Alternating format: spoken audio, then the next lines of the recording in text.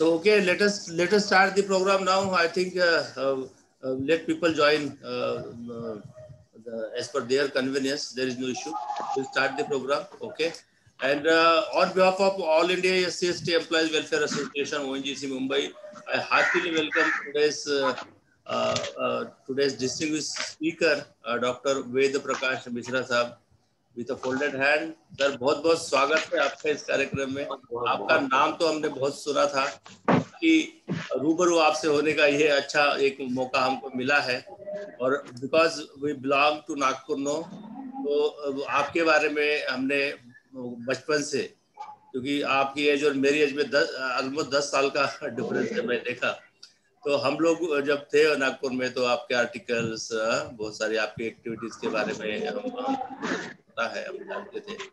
और आप बहुत अच्छे ऑडिटर हैं और आपने बहुत सारे इसमें खिताब भी जीते हैं। ये सब के बारे में जानकर बहुत बहुत आनंद हुआ, बहुत खुशी हुई। सर मैं मेरा परिचय मैं कराना चाहता हूँ। मैं आई एम जागेश Kunwar, I am general manager production in ONGC Mumbai, and also I'm chairman of All India SC/ST Welfare Association, our branch. So my BC team is there, Branch Executive Council, Mr. Raghunath Gargakar, he is our secretary, and Thank you, sir. they have joined this program, and more to come, more will join later on. So पुनः एक बार sir आपका बहुत बहुत स्वागत है इस कार्यक्रम में। ONGC में मेरे ख्याल से this will be your first time or Yes, yes sir, ये बिकॉज ऑफ लॉकडाउन ये हमने ये वर्चुअल मीटिंग करी है। नहीं तो हम तो नॉर्मली हमारे जो स्पीकर्स है उनको ऑडिटोरियम में बुलाते हैं और वहाँ उनका लेक्चर होता है। वहाँ 400-500-600 लोग वहाँ होते हैं, एम्प्लॉयज और दूसरे भी लोग होते हैं। सो आज के जो हमारे डिस्टिंग्विश्ड स्पीकर है डॉक्टर वेद प्रकाश मिश्रा साहब, उनका मैं ब्रीफ में जो है इंट्रोडक्शन आप सबके सामने मैं थोड़ा बताना चाहता हूँ। उनका बहुत ही इम्प्रेसिव उनका प्रोफाइल है। Is the professor of excellence, professor of eminence and professor of emeritus. He is the winner of Dr. B.C. Roy National that award. So he is the recipient of that award and is the national head of the academic program of Indian program, UNESCO chair in bioethics, Haifa, yeah, okay. और बहुत सारे आपका education qualification तो काफी बड़ा है। Is basically medico, is doctor, MBBS, then MD, FAMS, FCGP, then FA, MA, SI, then बहुत सारी और भी बहुत सारी डिग्रियां हैं। और साहब को 2 जो यूनिवर्सिटीज है उसमें ऑनररी उनको डॉक्टर ऑफ साइंस की उनको डिग्री मिली है। देन DMSc है, वो भी ऑनररी डिग्री उनको मिली है। और is basically a professor of excellence, medical education, healthcare and administration, Krishna Institute of Medical Sciences, university Karad में है। उनके चीफ एडवाइजर भी रहे हैं और ये डीम्ड यूनिवर्सिटी है। he was chief advisor to honorary chancellor. He was also co-chancellor Datta Meghe Institute of Medical Sciences, deemed to be University of Nagpur, advisor and many more positions. Then UNESCO Bioethics जो chair है Haifa का, जो मैंने बताया था, he is the head of academic program, then Indian program and Department of Education, member of International Committee for Bioethics for Asia Pacific region. He is advisor to Human Ethics Committees Association, HECF Bangalore. He is the member of advisory board of Manipal University, Bangalore. And he is also in the Government of India Expert Committee, is the expert member and a resource person of the National Working Group constituted by the Ministry of Chemicals and Fertilizer, Government of India, for the promotion and uses of generic medicine in the country. So we have really very versatile, very famous, very well known, well educated. He has got so many degrees, qualifications, awards, and he has membership, life membership. अगर मैं पूरा पढ़ने जाऊँ तो बहुत इसमें time चला जाएगा, मैं आपसे, अगर डॉक्टर साहब की अगर परमिशन है तो I can share with you, अगर if उनका अगर वो इच्छा है तो हम लोग यहाँ शेयर भी कर सकते हैं तो उनके बारे में, क्योंकि हम इसमें ज़्यादा हम समय इसमें अगर गवाएंगे तो फिर उनको ऑलरेडी दूसरा प्रोग्राम है तो वहाँ मुश्किल हो जाएगा हमको। हम चाहते हैं कि कम से कम 1 घंटा उनका हम सुनना चाहेंगे। और आज का जो टॉपिक है, सबसे पहले आप सभी को जो आज का 72nd जो रिपब्लिक डे है ऑफ दिस ग्रेट नेशन, उसके बारे में बहुत बहुत आपको बधाई हो, आपका अभिनंदन, आपके मंगल कामनाएं। और ये जो रिपब्लिक है इसको बनाने में कई लोगों ने अपना सेक्रीफाइस किया है। इसमें स्वतंत्रता आंदोलन में जितने शहीद हुए हैं, जितने भी हमारे नेशन बिल्डर्स हैं, हम उनको सैल्यूट करते हैं आज के दिन। और डेफिनेटली उसमें जो भारत का संविधान है, जिसने इस कंट्री को इस डिफरेंट एरियाज में जो कंट्री फैली हुई है, इसको एक सूत्र में जो बांधने का जो कार्य किया है, is really done by our wonderful constitution of India. और जैसा हम जानते हैं, संविधान समिति के जितने भी मेंबरान थे उसमें प्रोमिनेंटली डॉक्टर बाबा साहब अम्बेडकर का रोल हम सबको विदित है, हम सब जानते हैं। और ये संविधान ही है जो हमको, चाहे कैसी भी परिस्थितियां हो, चाहे कोई कैसा भी संकट हो देश के सामने, ये संविधान ही है जो हमको एक सूत्र में हमको बांधता है। और इस संविधान जो है ये हमारा सबसे बड़ा ग्रंथ है। चाहे हम किसी मजहब, हम किसी धर्म को मानने वाले हैं, वो हमारा व्यक्तिगत मामला है, वो व्यक्तिगत इशू है हमारा, है ना, व्यक्तिगत चॉइस है जो संविधान हमें देता है। बाकी जो हमारे देश का सर्वोच्च अगर कोई ग्रंथ है तो वो है भारतीय संविधान। तो ये संविधान के बारे में हम बात करने वाले हैं आज। और हमारे learned faculty doctor Ved Prakash Mishra साहब हम सबको इस विषय पे हमको आज बताने वाले हैं। और जैसे मैंने कहा, आज का जो टॉपिक है the constitution of India, the holiest book. So without wasting further time, I request our today's speaker, Dr. Ved Prakash Mishra ji, to go ahead with this lecture. और सर थोड़ा आपको मैं निवेदन करूंगा, क्योंकि इसमें मिक्स है क्राउड जो है ना, पार्टिसिपेंट्स और भी ज्वाइन करेंगे इसमें, तो हिंदी और इंग्लिश दोनों का अगर कॉम्बिनेशन रहेगा तो that would be great. Welcome sir. या now it is handed over to you please. Thank you very much, respected Jagesh Somkuvar ji, all the learned office bearers of the All India SC/ST Federation, respected brothers, sisters who have joined for this program. At the outset, thanking Jagesh bhai, I would like to extend very warm wishes of republic day to all of you. और आइए हम और आप कामना करें कि हमारा ये गणतंत्र दिवस कायनात तक चिरायु रहे, हम इसके प्रति वचनबद्ध रहें। जैसा आपने प्राकृतन के अंतर्गत जागेश भाई ने कहा कि हमारे और आपको जो गणतंत्र दिवस का ये प्रारूप हम आज मना रहे हैं, इसका सबसे महत्वपूर्ण कारण यह है कि देश का संविधान 26 जनवरी 1950 को इस देश में लागू हुआ। Constitution is not just certain pages on which articles are inscribed. Constitution is the ethos of this country. Constitution is the soul of this country. Constitution is the mandate in which this country is expected to be attaining its objectives. And therefore, Constitution, in my humble words and understanding, it is the most sacrosanct document of this country. Constitution से अधिक पवित्र हिंदुस्तान के अंतर्गत कोई भी चीज हो सकती है, मैं मानने के लिए तैयार नहीं। और इसी पृष्ठभूमि को लेकर मैं आज आप सभी से निवेदन करना चाहता हूं। आप सोचिए, इस देश के अंतर्गत संविधान की परिषद बनी। उस परिषद के तमाम सदस्यों ने 2 साल 19 महीने 18 दिन लगातार काम किया। काम करने के बाद 24 जनवरी 1950 संविधान पर 284 मेंबर्स के हस्ताक्षर हुए और 26 जनवरी 1950 से इस देश के अंतर्गत संविधान लागू हुआ। संविधान लागू होने का तात्पर्य प्रबुद्ध नागरिकता के नाते हमें गहराई से समझना होगा। संविधान ने हमें नई पहचान दी, संविधान ने हमें नया अस्तित्व दिया, संविधान ने हमारी और आपकी एक रूपता एक स्वरूपता को एक नए स्वरूप में ला करके खड़ा किया।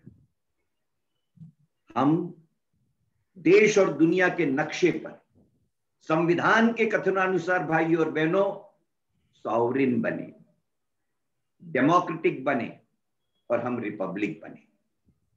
प्रजातांत्रिक गणतंत्र की निर्मित इस देश के अंतर्गत भारतीय संविधान के माध्यम से हमें मिली।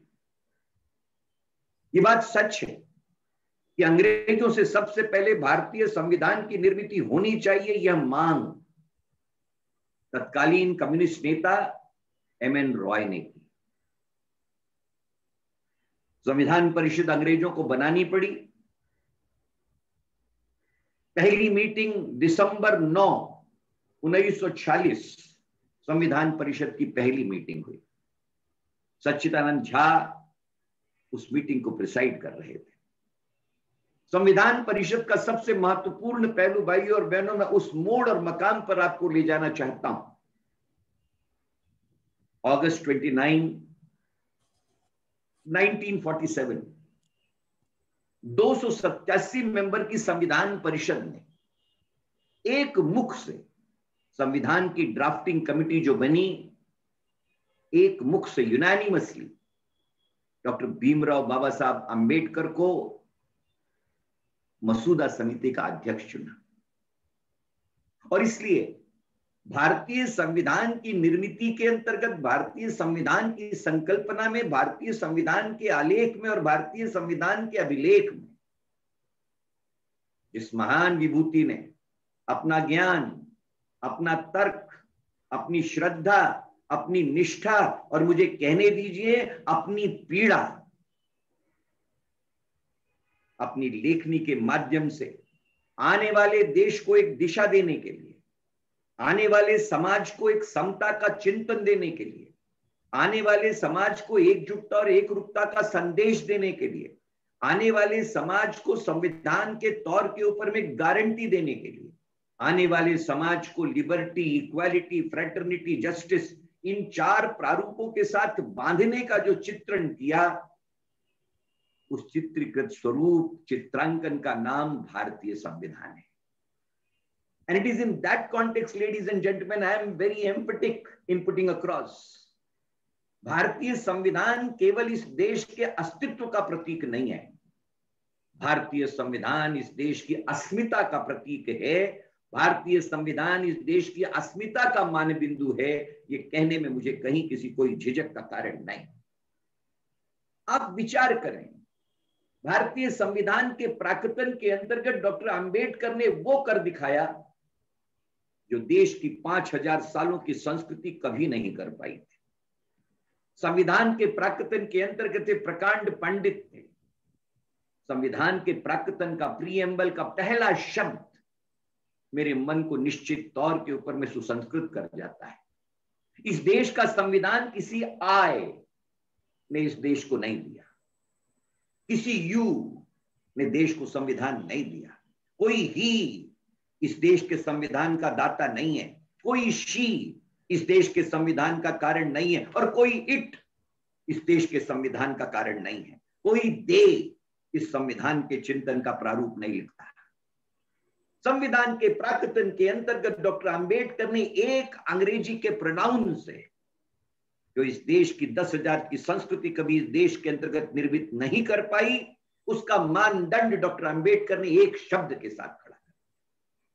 भारतीय संविधान इस देश के अवाम को कोई खैरात के रूप में नहीं, पहले शब्द के अंतर्गत कहा कि it's not a constitution of I, it's not a constitution of you, it's not a constitution of it, they, he or she, it is a constitution of we, the people of this country. इस देश के हम और आप मिल करके ये तय करते हैं, we resolve, we adopt, we enact and we decide to commit to ourselves. हम अपने आप को ये संविधान देते हैं, क्योंकि डॉक्टर अंबेडकर जानते थे इस देश की तथाकथित उदात्त संस्कृति दान के मर्मज्ञता में विश्वास करती है और दान के ढोंग के अंतर्गत किसी को दाता बनाने का षड्यंत्र रचती है और अवाम को याचक बनने पर मजबूर कर डालती है। उसके पास सब कुछ है लेकिन वी नहीं है, इसलिए डॉक्टर अंबेडकर ने भारतीय संविधान के माध्यम से सचमुच इस देश के अत्यंत तमाम बिखराव के स्वरूप को एकजुटता के अंतर्गत we the people of this country इस प्रारूप के अंतर्गत बांधा और ये हमारी एकता और एकजुटता का प्रतीक है। 10,000 के इतिहास, 10,000 साल के इतिहास में हमें कभी वी किसी ने नहीं बनाया था।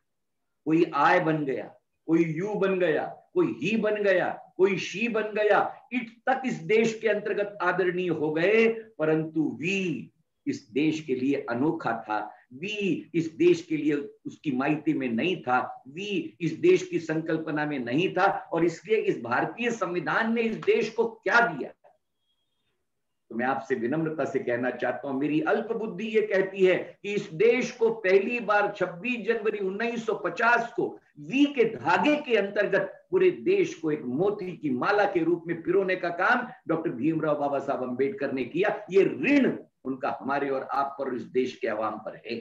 This is the meaning of the Republic. Republic is not a hollow word, sovereignty is not a hollow word. He defined as to what the sovereignty and republic of this particular country will mean. दुनिया के संविधानों के अंतर्गत आप देखिए,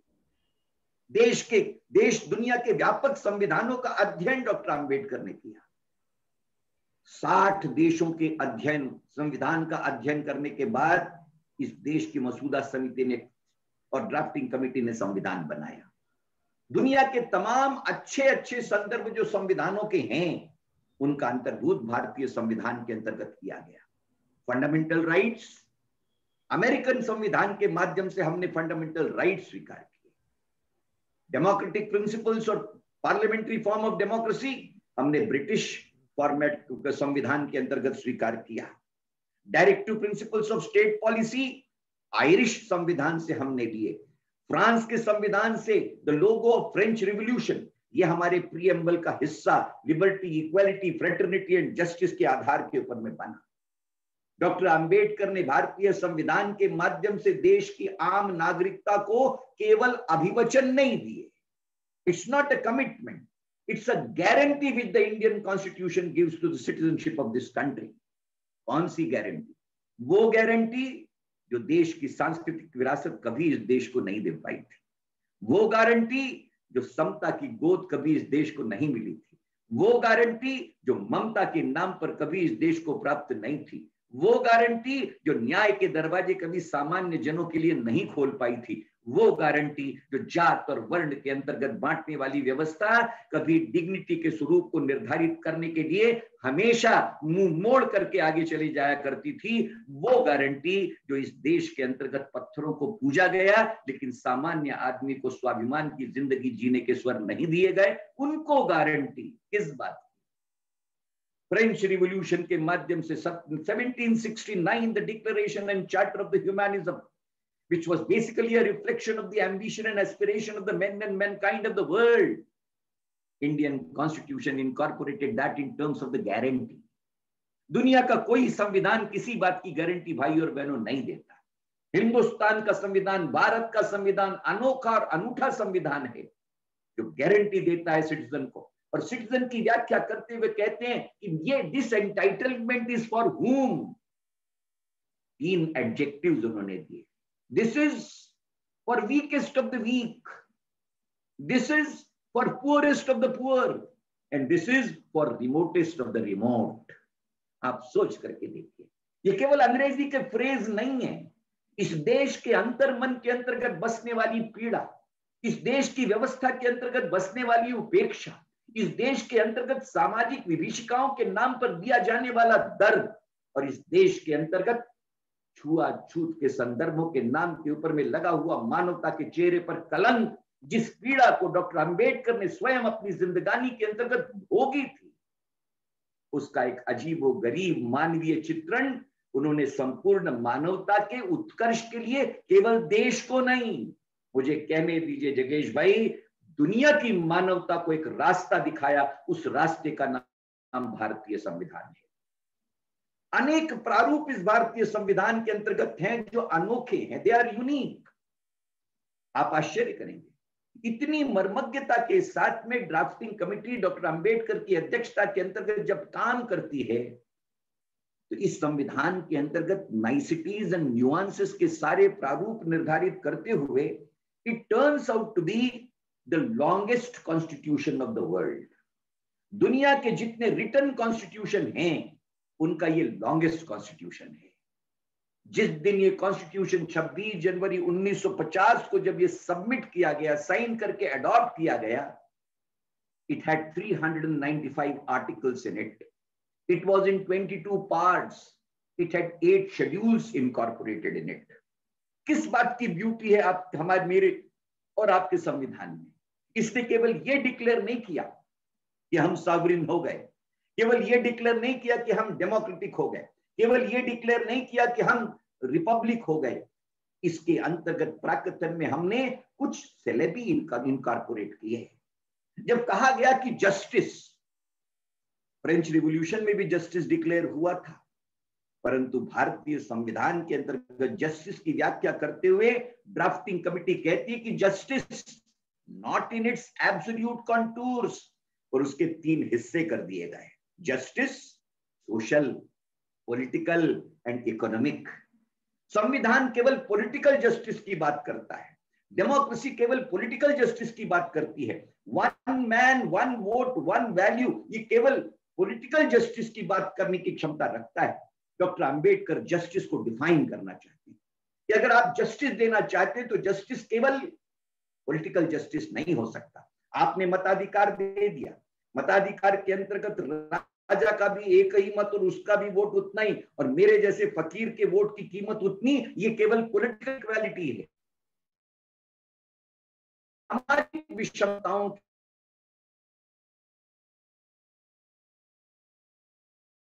होते हैं तब तक इक्वालिटी के संदर्भ आधे और अधूरे हैं, और इसलिए जस्टिस का कनोटेशन, न्याय की व्यवस्था, न्याय का प्रारूप, social justice, political justice, economic justice, इस त्रिवेणी के साथ में उन्होंने बांधा। इक्वालिटी को भी ब्लाइंड स्वरूप नहीं रहने दिया। भारतीय संविधान के अंतर्गत equality is not a concept which is blind folded. ऐसा नहीं है कि इक्वालिटी एक ऐसा हाथी है, वरना सांस्कृतिक विरासत के अंतर्गत इक्वालिटी एक हाथी का नाम है। एक ऐसा हाथी जिसे एक अंधेरे कमरे में 6 अंधे तलाश रहे हैं, और जिसके हाथ में जो लग रहा है उसी से वर्णन कर रहे हैं। जिसके हाथ में पूंछ लगी उसने कहा हाथी पतला पूंछ जैसा है, जिसके हाथ में सूंड लगी उसने कहा सूंड जैसा। ना, Dr. Ambedkar and the Constitution does not leave anything to imagination. What is the essence of equality? Equality की व्याख्या करते हुए उन्होंने 2 ऐसे शब्दों का इस्तेमाल किया जो अनोखे और अनूठे हैं। Equality of status. इस देश की सारी सामाजिक विषमता की लड़ाई ही इस बात पर थी कि स्टेटस कुछ को अंधेपन के बावजूद भी था और कुछ को सब कुछ करने के भी बावजूद नहीं था। ये जो अंतराल था, ये जो दूरी थी, हे जे अगदी इतकं मोठं अंतर होतं ते कुठल्या पद्धतीने मिटवलं जावं, त्या मिटवण्याचा प्रयोजन म्हणजे इक्वालिटी ऑफ स्टेटस। आणि त्या स्टेटस बरोबर त्यांनी एक दुसरा शब्द वापरला, आणि त्या स्टेटसला त्यांनी शब्द जोड़ला, एक दूसरा शब्द उन्होंने जोड़ा। इक्वालिटी केवल स्टेटस कल्पना से पैदा नहीं होगी, इक्वालिटी ऑफ अपॉर्चुनिटी जब होगी तब जाकर के स्टेटस का निर्माण होगा। आप अपॉर्चुनिटी की इक्वालिटी नहीं देंगे और उसके बाद में आप कहेंगे कि स्टेटस के ऊपर में एकाधिकार है, ये उल्टा पिरामिड जब चलता है, ये डॉक्टर अंबेडकर को और भारतीय संविधान को स्वीकार नहीं था। इसलिए उन्होंने इक्वालिटी की व्याख्या करते हुए उस त्याला 2 पुस्त जोडल्या की ही इक्वालिटी कुठल्या संदर्भात, कुठल्या औचित्याला अनुसरून राहील, तर ही इक्वालिटी स्टेटसला अनुसरून राहील, ही इक्वालिटी इक्वालिटी ऑफ अपॉर्च्युनिटीला अनुसरून राहील। कुठल्याही प्रकारचा एक इमॅजिनेटिव्ह थॉट त्यांनी नाही सोडलं। सगळ्या गोष्टी अगदी अशा सुचारू पद्धतीने कॉन्क्रिटाइज करून दिल्या की कुठेही कुणाला किंतु परंतु करण्याला वावच नाही ठेवलं। ही एक अद्वितीय त्या भारतीय संविधानामध्ये त्यांनी पेरण्याचा प्रयत्न केला. जेव्हा त्यांनी लिबर्टीची व्याख्या केली, लिबर्टी कुठल्या आधारावरती हो, लिबर्टी म्हणून लिबर्टी होत नाही. उदात्ततेच्या घोषणा गप्पा अनेक असतात, पण लिबर्टी कुठल्या पद्धतीनं असावी, लिबर्टीचं स्वरूप काय असावं, लिबर्टीची व्याख्या कशी राहावी आणि लिबर्टीची व्याप्ती काय असावी. भारतीय संविधानामध्ये लिबर्टीचा उल्लेख करत असताना डॉक्टर आंबेडकरांनी कॉन्स्टिट्यूएंट असेंब्लीच्या माध्यमातून 5 गोष्टींचा मसुदा प्रस्तुत केला. Liberty in terms of what? Liberty in terms of thought, liberty in terms of expression, liberty in terms of faith, liberty in terms of belief and liberty in terms of worship. आप विचार करिए, ये वो 5 चीजें हैं जिन 5 चीजों को लेकर के देश की सांस्कृतिक विरासतों के अंतर्गत कितने अंतर्मन के अंतर विरोध हैं. संविधान इन 5 चीजों को गारंटी के तौर पर इस देश की नागरिकता को उसके मुहाने पर लाकर उसकी थाली में परोसता है. ये भारतीय संविधान की उपलब्धि है, ये भारतीय संविधान का मानवीय चेहरा है, ये भारतीय संविधान की मानवीय प्रतिबद्धता है, ये भारतीय संविधान का मानवीय दृष्टिकोण को उजागर करने का एक जीता जागता दस्तावेजी स्वरूप निर्माण करके वो प्रस्तुत होता है. फ्रेटर्निटी, बंधुता, बंधुता के 2 स्वरूप डॉक्टर अंबेडकर ने कॉन्स्टिट्यूएंट असेंबली के माध्यम से निर्धारित कर दिए.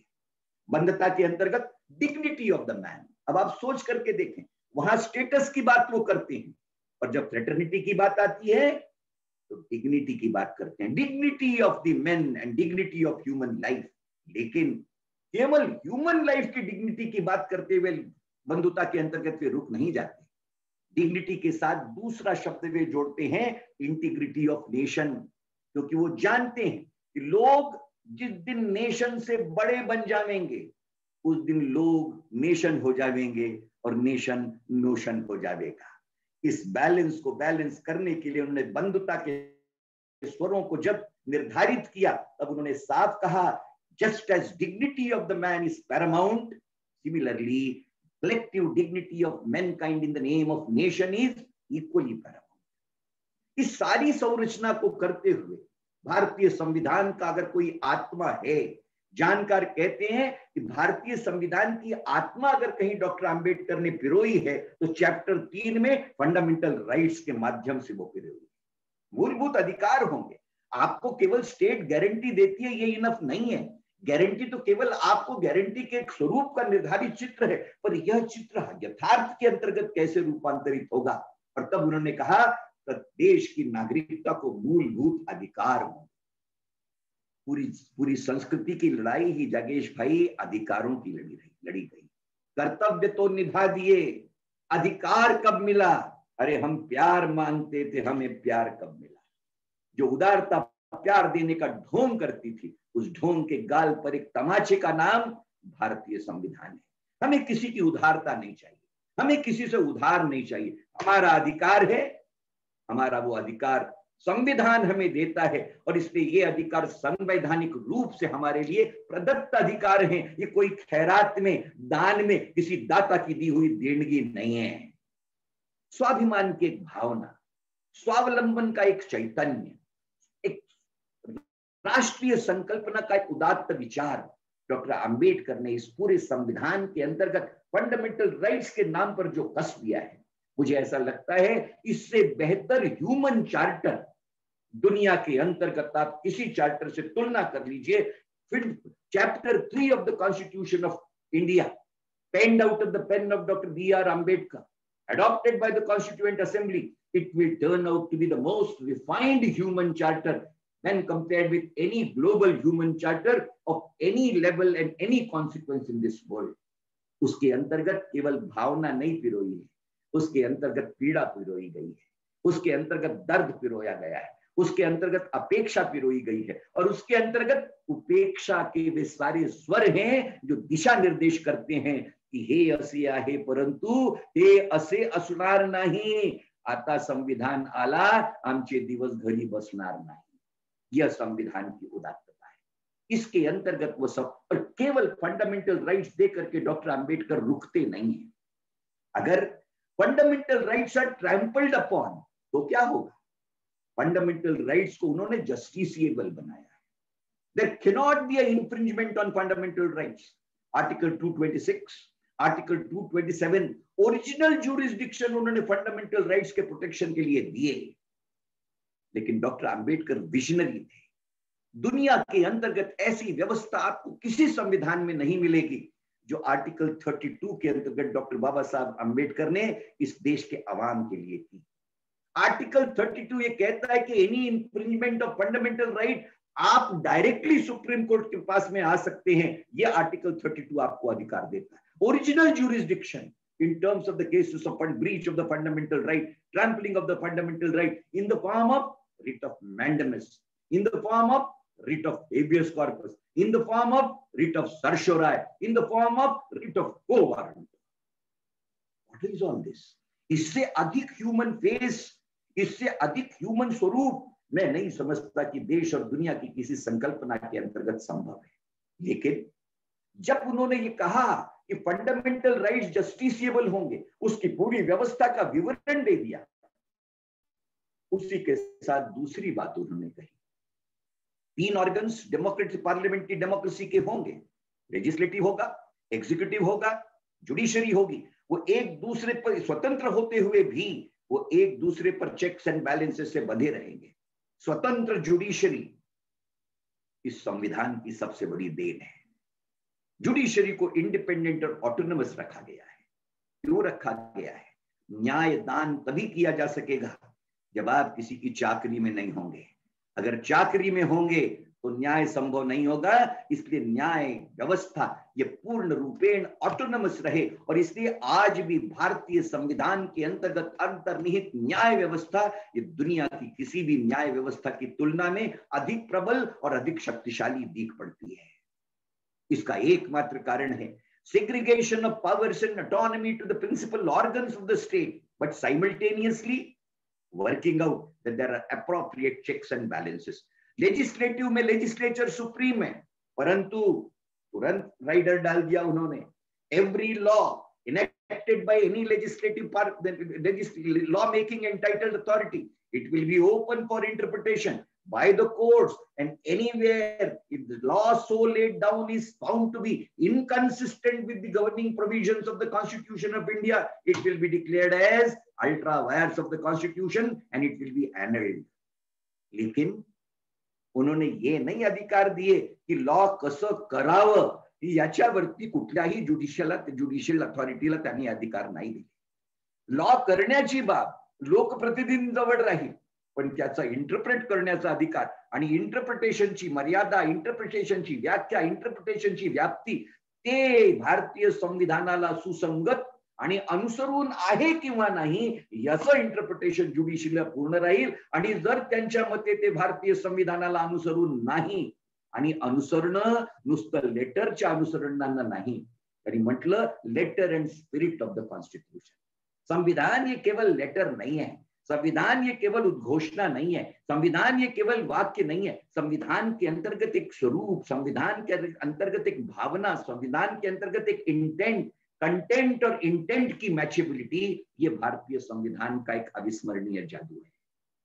भारतीय संविधान और भारतीय समाज की विविधताओं को डॉक्टर अंबेडकर जानते थे, और इसीलिए उन्होंने माइनॉरिटीज के प्रोटेक्शन के लिए क्लॉज 30 दिया, लेकिन भारत की विविधताओं के लिए उन्होंने आर्टिकल 25 की पूरी व्यवस्था की। और आज भी मैं निवेदन करना चाहता हूं, इस देश की एकता और एकजुटता का अगर सबसे बड़ा आधार कहीं पर दिया हुआ है, मेरी अल्प बुद्धि ये कहती है, भारतीय संविधान का एक अदना सा विद्यार्थी इस नाते में कहना चाहता हूं कि इस देश की एकता, एकात्मता, एक रूपता का केंद्र बिंदु अगर कहीं है तो आर्टिकल 25 के अंतर्गत है, जिसका उल्लेख आपने अपने प्राकथन के अंतर्गत किया।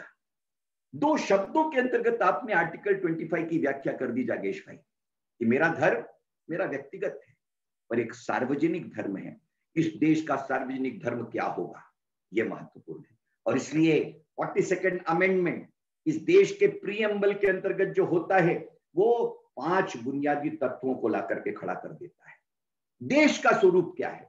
आज अगर संविधान के अंतर्गत देश का स्वरूप, पहले तो देश का नाम क्या है, संविधान केवल देश के नाम को व्याख्यात करता है। इंडिया दैट इज भारत, यही इस देश का संवैधानिक नाम है। इसके अलावा इस देश का कोई नाम नहीं। ये देश इंडिया है और दूसरा उसका नाम भारत है। इसके अलावा सुविधा कुछ किसी से कहलवा ले, परंतु संविधान केवल दो ही नामों को इजाजत देता है। The country's name by name, country's names are only two. India that is Bharat, जो इंडिया है वही भारत है, जो भारत है वही इंडिया है। इसके अलावा कॉन्स्टिट्यूशन के अंतर्गत किसी बारसे की कोई व्यवस्था नहीं है, ये भारतीय संविधान कहता है।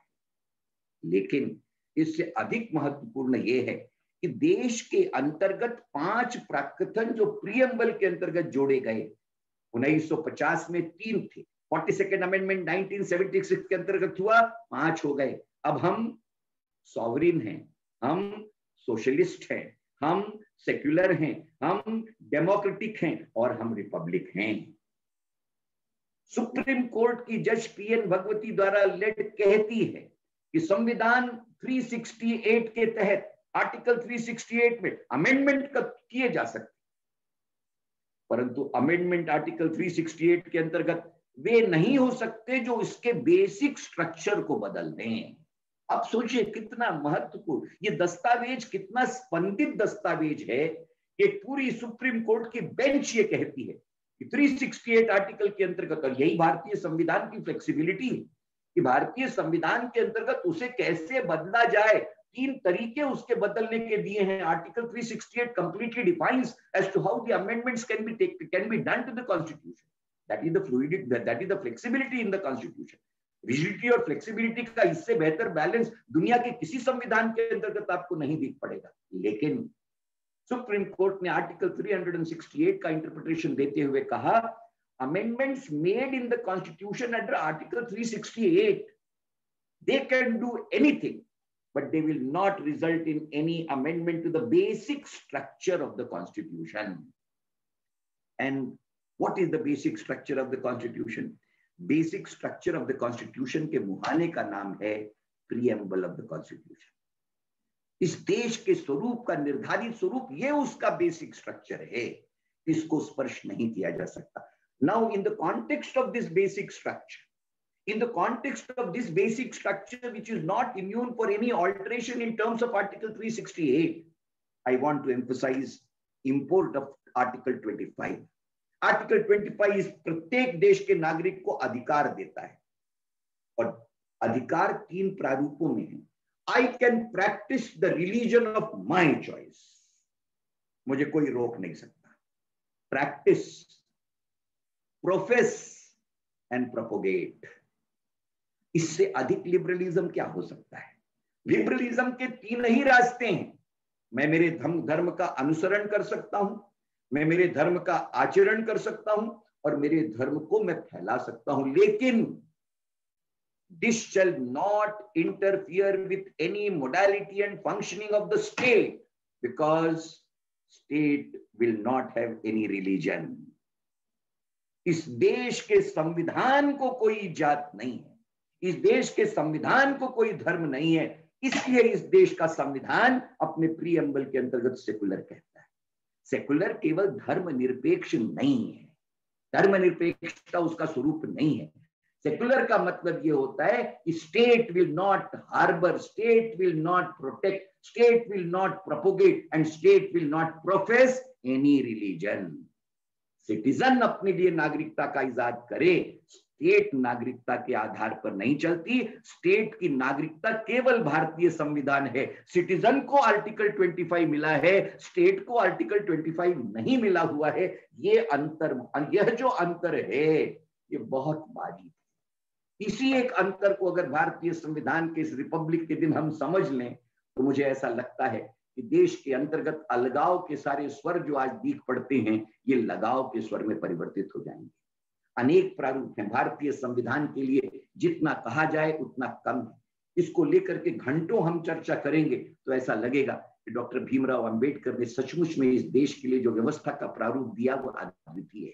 परंतु 2 बातों की ओर उन्होंने इशारा, संविधान को देश को समर्पित करते हुए जो अध्यक्ष जी कहा, आज मैं कहना चाहता हूं आज से बेहतर कोई दिन उसके लिए बेहतर नहीं हो सकता। उन्होंने कहा कि संविधान कितना ही अच्छा हो, अच्छा संविधान अच्छे फल देगा इसकी गारंटी नहीं होती। संविधान को परिणामकारी होना पड़ेगा। The Constitution has to manifest in terms of reality.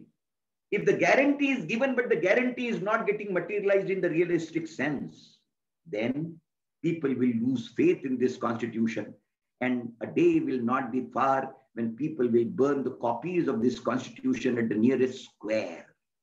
ये आस्था का डॉक्यूमेंट है, ये अपेक्षा का डॉक्यूमेंट है, ये भविष्य का डॉक्यूमेंट है, ये भवितव्य का डॉक्यूमेंट है। इसलिए जब तक इसकी गारंटी रियलिस्टिकली पूरी नहीं होती और पूरी हो गई होती तो मुझे याद आती है एक शायर की 4 पंक्तियां जो गणतंत्र दिवस के मनाए जाने को लेकर ही वो लिखता है।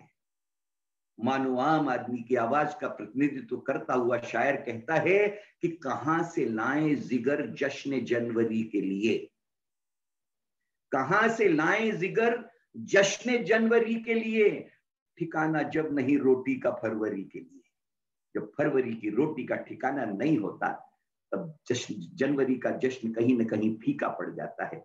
और इसलिए इस देश की मूल अपेक्षाएं, इस देश की सोशल इक्वालिटी, इस देश की इकोनॉमिक इक्वालिटी, इस देश के अंतर्गत वर्ण व्यवस्था का आज भी कालिमा का स्वरूप, इस देश के अंतर्गत जात व्यवस्था का घिनौना जहर, इस देश के अंतर्गत ममता के नाम पर आज भी बंद गलियारे, इस देश के समता के नाम पर केवल पीटे जाने वाले केवल ढिंढोरे, इन सारी चीजों के बीच कहीं ना कहीं आज भी remotest of the remote, poorest of the poor and weakest of the weak सिसकता है। उसकी सिसकियों को नए सिरे से स्पंदित करने का, महसूस कराने का काम ही 26 जनवरी ये गणतंत्र के पर्व का प्रारूप है, ऐसी मेरी धारणा है। और इसलिए इस देश के अंतर्गत पवित्रता का एक बहुत बड़ा प्रारूप है। पर आज 26 जनवरी 2021 को मैं आप सभी की उपस्थिति में कहना चाहता हूं कि देश के अंतर्गत सभी ग्रंथ पवित्र हैं और सभी पवित्र ग्रंथों का आदर और नतमस्तक होना यह मेरी श्रद्धा का भाव है।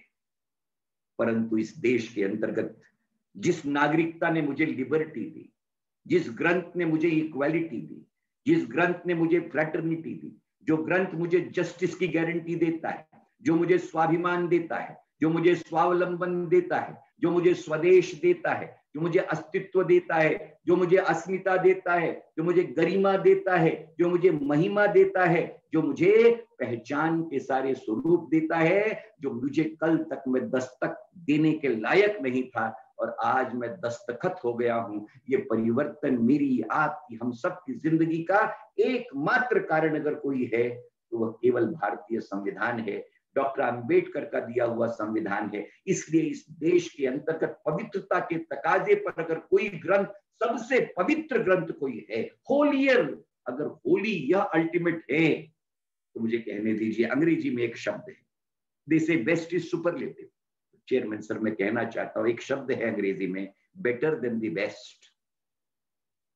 इस देश के पवित्रतम ग्रंथों से भी अगर कोई पवित्र है, in the category of being more holier then the holiest, उस ग्रंथ का नाम भारतीय संविधान है, ऐसी मेरी धारणा है। यही निवेदन लेकर मैं आपके बीच प्रस्तुत हुआ। आपके बीच आने का सौभाग्य और सम्मान आपने दिया। कई चित्रण हैं जहन में, परंतु फिर कभी जिंदगी के किसी मोड़ पर मिलेंगे तो इसकी व्याख्या और व्यापक तरीके से करेंगे।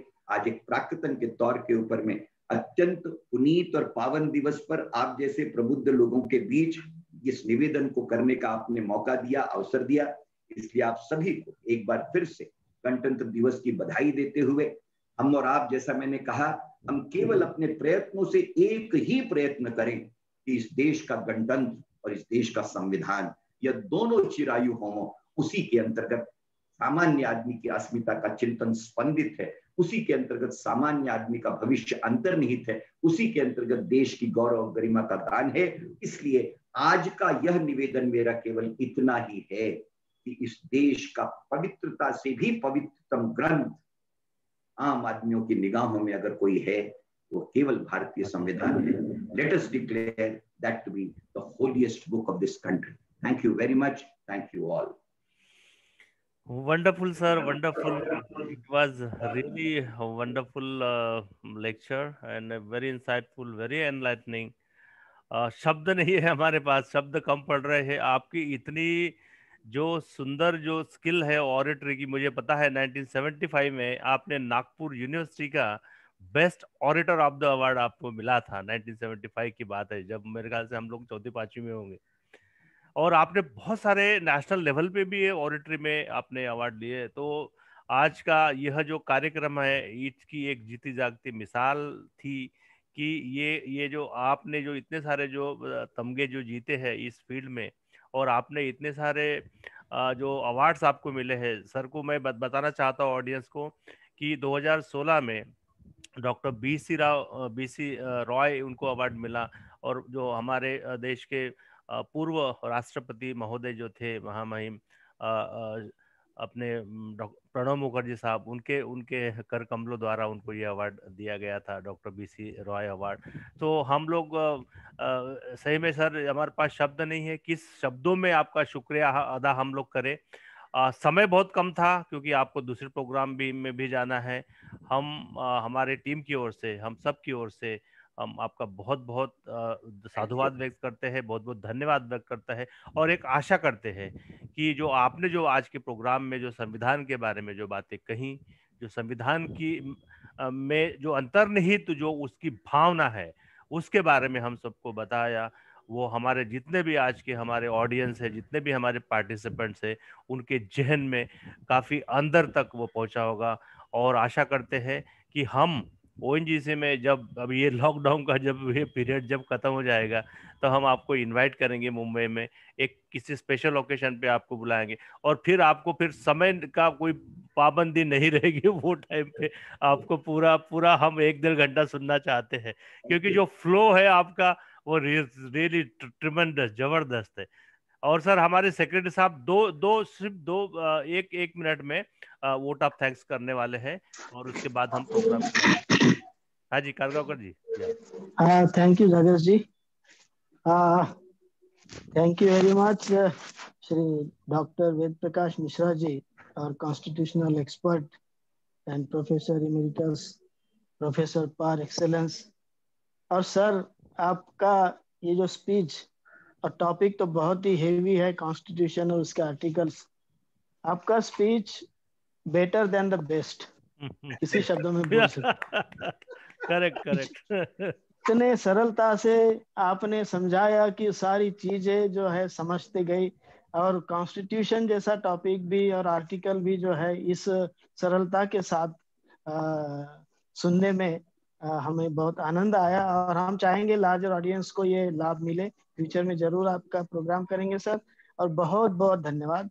और साथ ही जो बीईसी के मेंबर्स और हमारे मेहमान लोग समय निकाल के पार्टिसिपेट किए, उनका बहुत धन्यवाद करता हूँ। मैं ज्यादा समय नहीं लूंगा क्योंकि सर को ऑलरेडी जाना है। Thank you very much sir. Over to you जागेश। थैंक यू जागेश भाई, थैंक यू सर एक हमारे जो हमारे जो पार्टिसिपेंट्स हैं उनका एक रिक्वेस्ट है, क्योंकि वो उनकी जो क्या बोलेंगे, they are not satisfied with this, no. उनको ये लगता है कि सर को दूसरे ओकेशन पे बुला के जब उनका कन्वीनियंस हो 1 या 1.5 घंटे का उनसे समय लेके हम लोग प्रोग्राम करेंगे। जागेश भैया, हाँ जी, हम लोग समय तय कर लेंगे, ओकेजन तय कर लेंगे, and I will definitely carry. Okay, thank you sir, thank you so much once again. Thank you, we are sir. really grateful to you. We are really grateful to you. Thank you.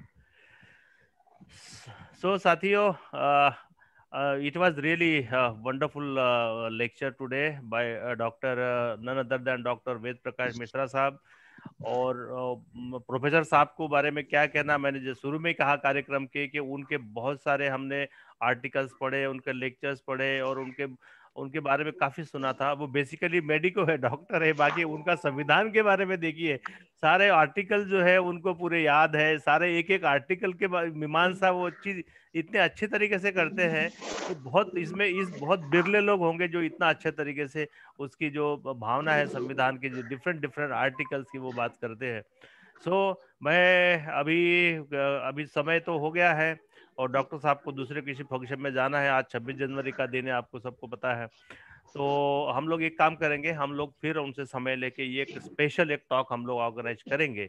और पुनः एक बार आप सबको, और ये जो आज का जो 72nd जो रिपब्लिक डे है उसके बारे में आप सबको बहुत बहुत मंगल कामनाएं, बहुत शुभेच्छाएं। और आपको हम देना चाहते हैं एसोसिएशन के माध्यम से। एसोसिएशन की टीम थोड़ी कमजोर पड़ रही है, अभी प्रोग्राम में ज्यादा लोग नहीं आए हैं। हम निवेदन करते हैं इस माध्यम से कि अगला जो प्रोग्राम होगा जो हम लोग ऑर्गेनाइज करते हैं वो हम सबके लिए होता है, तो आप समय निकालना पड़ेगा और उसमें शरीक होना पड़ेगा। हमारे मित्र संजय भाई देखिए, वो आसाम से इस प्रोग्राम में, कोई भी प्रोग्राम ऐसा शायद ही रहता होगा जो छूटता है, वो हमेशा वहां से आते हैं। और we know he is also very busy, no, ऐसा नहीं है कि उनको पास बहुत टाइम है। तो वो जब प्रोग्राम अटेंड कर सकते हैं तो व्हाई नॉट वी। हाँ, तो इसके बारे में सोचने की जरूरत है। बट जो भी हो, आज जिन लोगों ने भी ये कार्यक्रम सुना है वो ये प्रोग्राम हमेशा उनके लिए उनके मेमोरी में रहेगा। और जो डॉक्टर साहब ने जो बात कही है वो हमेशा उनके जहन तक रहेगा और वो इस चीज को भूलेंगे नहीं कि एक बहुत ही विद्वान और बहुत ही वर्सटाइल जो एक पर्सनालिटी है डॉक्टर वेद प्रकाश मिश्रा जी, उन्होंने ये संविधान के बारे में इतनी अच्छी अच्छी बातें कही। हम जानते हैं कि हमारे इसमें बेसिकली जो प्रोफेसर्स होते हैं या जो भी स्पीकर्स होते हैं नॉर्मली एक पर्टिकुलर एक सेगमेंट के होते हैं।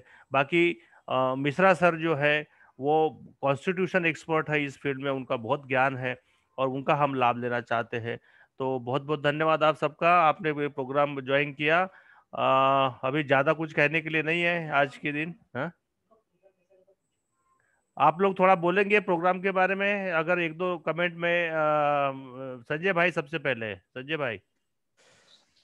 धन्यवाद जागेश जी, ये बहुत ही अच्छा प्रोग्राम रहा। बहुत यानी जैसे कारगांवकर ने भी कहा, बेटर देन बेस्ट। क्योंकि वेद प्रकाश मिश्रा जी को तो नाम सुना है उनका, हम जब नागपुर में थे, जब हम स्कूल में जाते थे तब से इनका जो ओरेटरी पावर था। और इनके छोटे भाई वो भी डॉक्टर है, वो मेरे मित्र है। अच्छा, हाँ, वो मेडिकल में थे, वो मेरे मित्र है। लेकिन इनका नाम सुना, और एक होता है कि कोई टॉपिक पे प्रिपेयर करके बोलना, लेकिन ये जो बोल रहे थे वो अंदर से बोल रहे थे, अपने पूरे दिल से। तो ये एक यानी इतना बाबा साहब के बारे में, उनके कॉन्स्टिट्यूशन में उन्होंने क्या सोच के एक एक शब्द को ये किया है, रियली मार्वेलस। और मैं चाहता हूं कि ऐसे व्यक्ति को अगर लार्जर ऑडियंस सुने तो बहुत बहुत लाभ होगा। तो आप जैसे कह रहे थे कि मुंबई में कभी समय मिलेगा तो बुलाए, तो बहुत जरूर बुलाइए इनको, ताकि लोग सुने। ऐसे लोगों को सुनना चाहिए जी। धन्यवाद, धन्यवाद। थैंक यू संजय भाई। एनीबडी, आप किसी को कुछ अपना विचार रखना है तो रख सकते हैं। House is open, room is open for you. Sir, myself Rashtrapal Bansode. हाँ जी। तर खूपच सुंदर लेक्चर होतं आजचं। Very nice. खूप जितके धन्यवाद देता येईल तेवढे कमीच पडतील, खरोखर। आणि जर याची जर या लेक्चरची आज जर रेकॉर्डिंग जर आपल्याला मिळाली आणि पीडीएफ फाईल मध्ये जर मिळाली तर बऱ्याच जणांपर्यंत हे पोहोचवता येईल आणि याचा खूप जणांना फायदा देखील होईल, बऱ्याच जणांना समजण्यासाठी मदत होईल साहेब याची। शुअर। तर याची पीडीएफ फाईल पाठवली तर बरं होऊन जाईल साहेब आपल्या ग्रुपवर। नाही, आमचं युट्यूब चॅनल आहे ना, सेवा ONGC मुंबई, बघा। अच्छा, हा, मी इथे चॅट बॉक्स मध्ये टाकतो, तुम्ही नोट करून घ्या। चालेल। सेवा ONGC आणि मुंबई हे आमचं युट्यूब चॅनल आहे। आता थोड्या वेळातच मी याच्यामध्ये अपलोड करणार आहे, ठीक आहे? चालेल। खूप खूप धन्यवाद सर, खूप खूप धन्यवाद तुमचं देखील आणि मिश्रा सरांचं पण, सगळ्या तुमच्या पुऱ्या टीमचं। तुम्ही जितकं समाजासाठी इतकं काम करताय, खरंच त्याची म्हणजे माझ्याकडे शब्द नाहीत बोलण्यासाठी। थँक्यू राष्ट्रपाल जी, खूप खूप धन्यवाद। धन्यवाद साहेब, खूप खूप धन्यवाद फॉर योर काइंड वर्ड्स। या अच्छा, एनीबडी और कोई बात करना चाहते हैं तो बोल सकते हैं, बोलिए। सर जय भीम। सर कुशलवर्धन बोलतोय, जय भीम सर। संतोष भाई जय भीम, बोला। Thank you so much. खूपच जबरदस्त लेक्चर झालं आजचं। तर आपल्याला लेक्चर सिरीज मिश्रा सरांची अरेंज करता आली तर खूप सर खूप चांगलं होईल। नाही, आपण करणार या। आणि आपला AICTचा एक वेगळा प्रोग्राम होईल, म्हणजे एक पूर्ण हिस्ट्री राहील। कारण सर एवढे अभ्यासू जर का आपल्याकडे असतील आणि जर जास्त मॅक्झिमम लोकांपर्यंत जर गेला सर हा मेसेज, कारण सर संविधान कोण वाचत नाहीत, बरोबर. बऱ्याचशा गोष्टी कलम जे आहेत अनुच्छेद आहेत ते सर्व बऱ्याचशा लोकांना कळतात ह्या माध्यमातून. तसं ते झालं आधी खूप चांगलं होईल. Thank you sir. थँक्यू संतोष भाई. आपण त्यांना 2-3 कंटिन्यू आपण त्यांच्याकडनं लेक्चर मी त्यांना रिक्वेस्ट करतो. पण प्रॉब्लेम कसा आहे माहित आहे का, आपले लोक घरी बसतात पण प्रोग्राम मध्ये येत नाही, अटेंड करत नाही ना. This is very bad actually, you know. तो याच्यामध्ये ऑडियन्स चांगला पाहिजे ना, त्यांच्या लेवलचे. बघा, त्यांना डॉक्टर BC रॉय अवॉर्ड मिळालेला आहे राष्ट्रपतींद्वारे. असे लर्नेड फॅकल्टी जेव्हा आपण आणतो तर it has some meaning, no. आपण काहीतरी उद्देश असेल त्याच्या मागे ना. हा, तर आय डोंट नो लोक का येत नाही कार्यक्रमात. एनिवे, भांगे साहेब बोलता का? भांगे साहेब.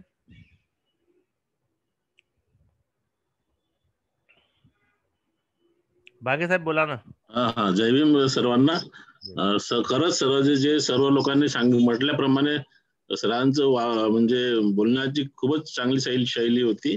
आणि असे लोक जास्तीत जास्त लोकांपर्यंत आपला संविधानाबद्दल चांगलं मत बनवू शकतात, म्हणजे चांगल्या गोष्टी सांगू शकतात, लोकांना पटवू शकतात, पटवून देऊ शकतात आणि पटतात त्या लोकांना त्यांच्या सांगण्याच्या शैलीवरून.